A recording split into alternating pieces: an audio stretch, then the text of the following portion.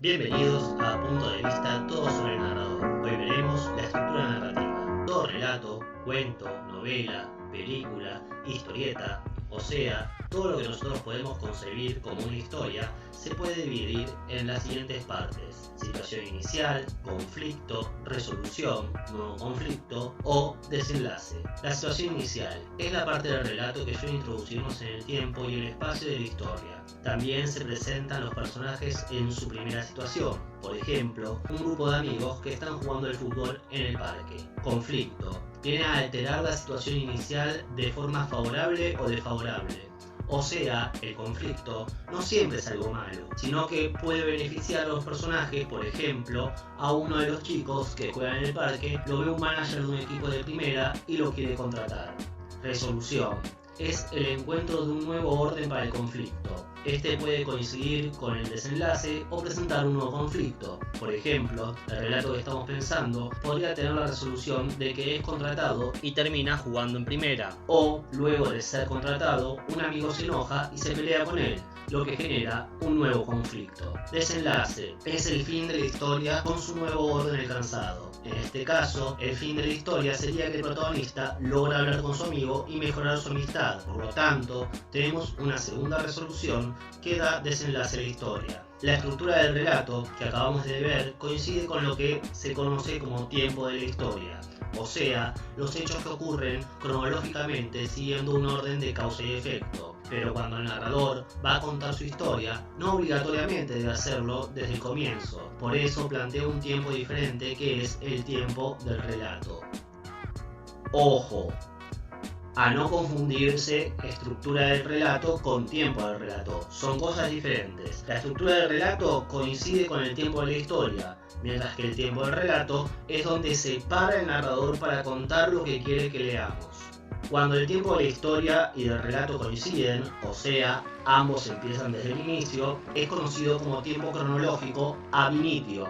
En latín quiere decir desde el inicio. Un ejemplo sería un relato de un día cotidiano desde que nos despertamos hasta que nos vamos a acostar. O una biografía que comienza desde que el personaje nace hasta que muere. O, como el ejemplo anterior, en donde los amigos juegan a la pelota, a uno lo contratan y logra jugar en primera.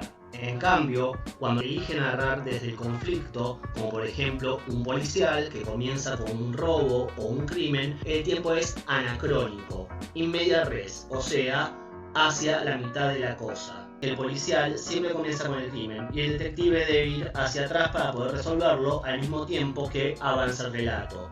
O para seguir con nuestro ejemplo, si el narrador decide contar su relato desde que es contratado, va a recordar cuando jugaba con los amigos y luego continuará con la historia de su carrera. Finalmente, si lo inicia desde el desenlace, o sea, desde el final, será un relato anacrónico in extrema res, o sea, hacia el final de las cosas. Por ejemplo, si nuestro personaje cuenta los hechos luego de ganar su primer partido diciendo: queridos amigos, ¿quieren saber por qué estoy jugando en este equipo de primera? Les contaré cómo empezó todo cuando estaba con mis amigos en la plaza.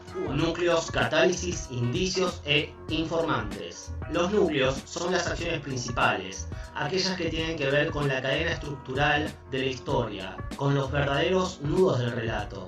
Tienen una ligación cronológica y lógica. Son los momentos de riesgo del relato. Hacen avanzar el relato. Por ejemplo, analicemos esta breve historia. Marina se despertó temprano para salir a trotar y se rascó la cabeza con ganas en su casa de Palermo, sin saber que esa mañana tendría suerte. Cuando estaba en el parque, en el Rosedal, haciendo sus ejercicios, encontró un billete de 100 pesos y saltó de alegría. Luego fue a un almacén y se compró una bebida muy fría que le gustaba mucho. Finalmente llegó a su casa y descansó en su cama, que era muy cómoda, y vio una serie.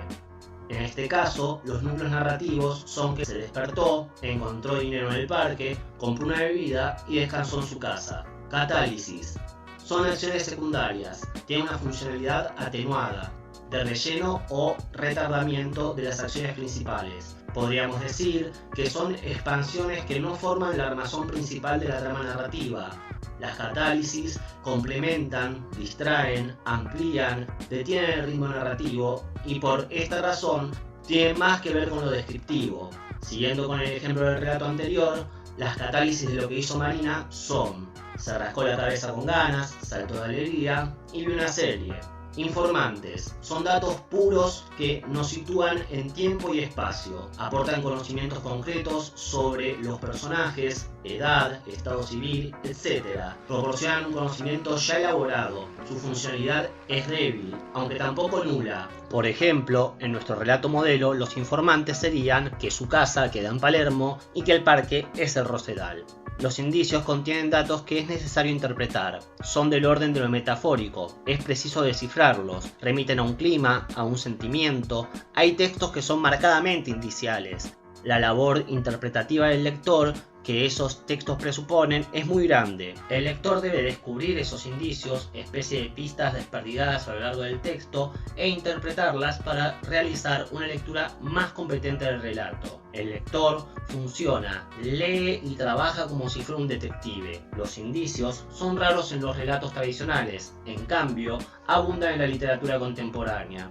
En nuestro modelo de relato, el indicio sería: sin saber que tendría suerte, ya que eso nos anticipa que Marina encontrará dinero. Eso es todo, amigos, y recuerden, nada es lo que parece.